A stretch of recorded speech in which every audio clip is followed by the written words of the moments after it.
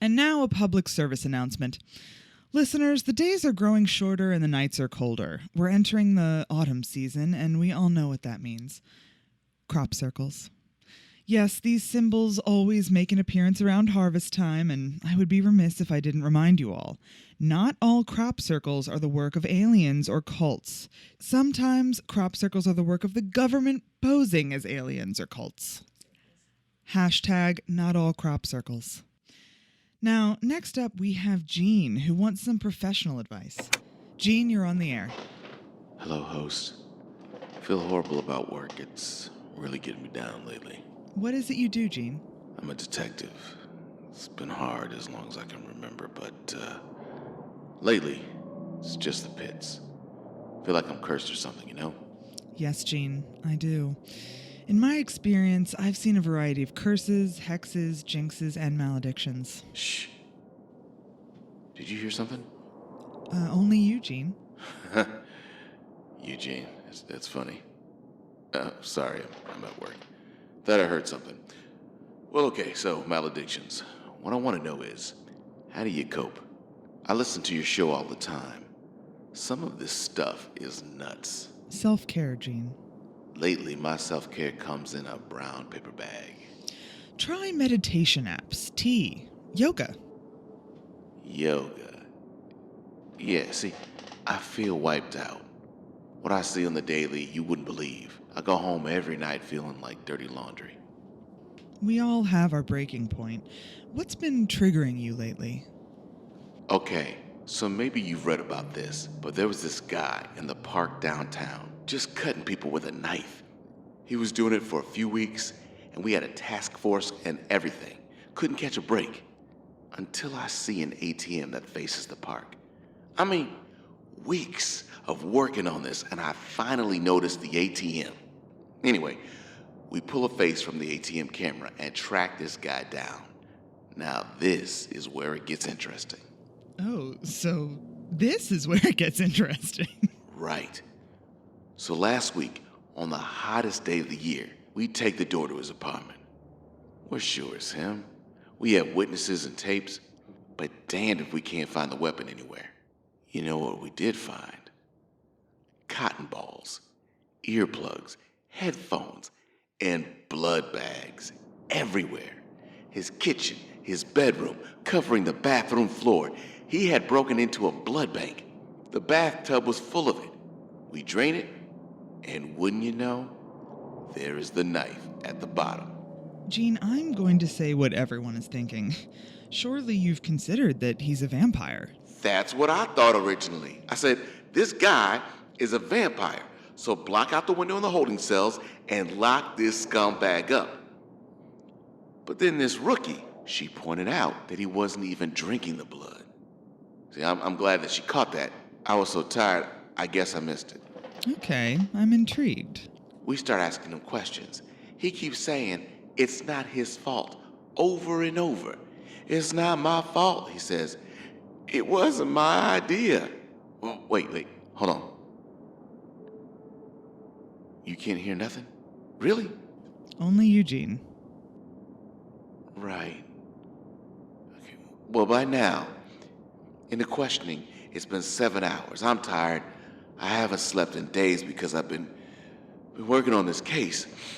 And then this guy, this nutcase, he says, get this, it was the knife's idea. What? He bought a set of knives at a yard sale and was using them for a while. But then one night, prepping vegetables for stir fry, he started hearing something like this little twisted voice. Saying what exactly? I'm thirsty.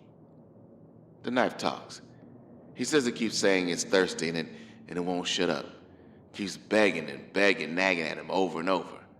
So finally, when he can't take it anymore, he dunked it in water and it screamed, shrieked, almost blew his eardrum.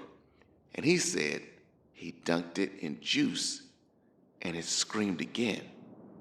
He dunked it in wine and milk and gravy and paint and gasoline and it just screamed and screamed.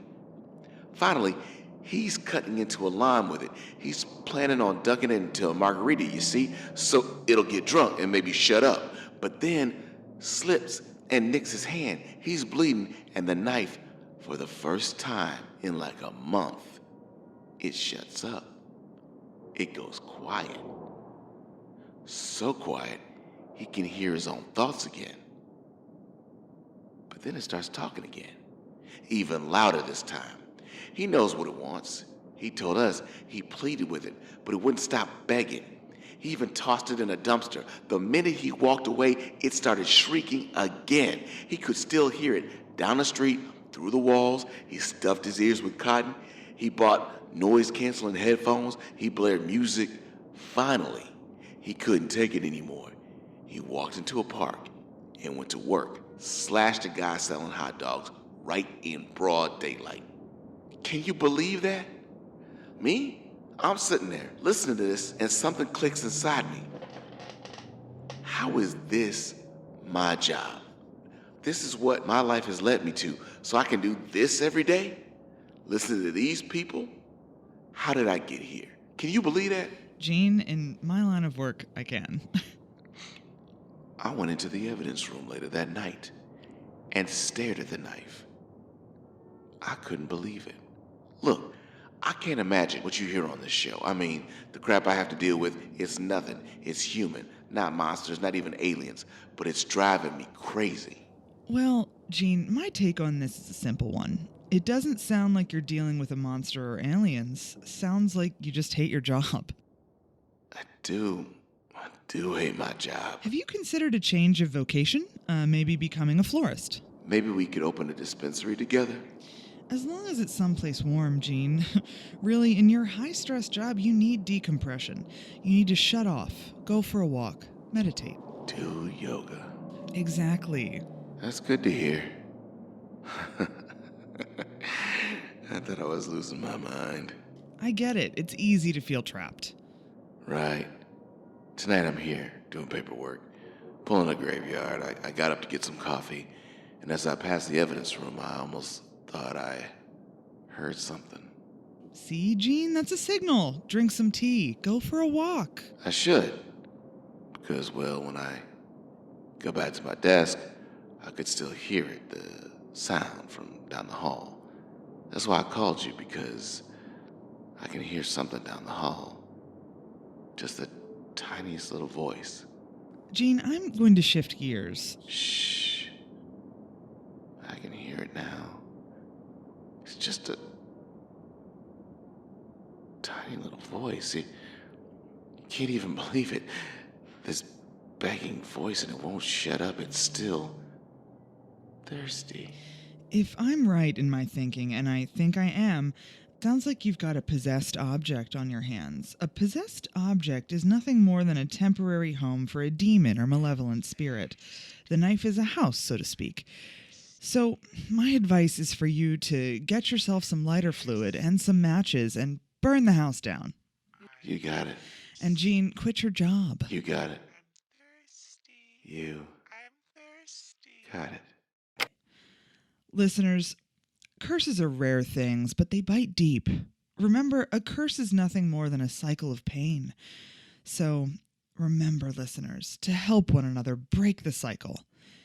Now, I believe it's time for an intermission, and that reminds me...